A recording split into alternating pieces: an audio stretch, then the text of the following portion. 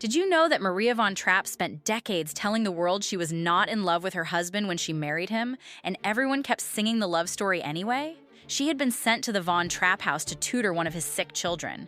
She was 20 years old. She fell in love with the 7 kids, not the captain.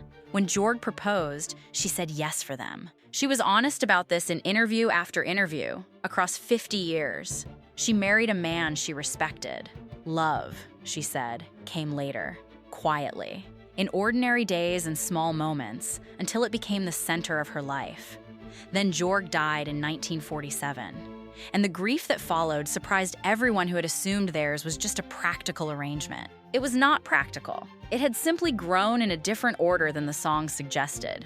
The most performed love story in musical history is built around a woman who gently, consistently, politely disagreed with the ending, and the world kept singing it anyway.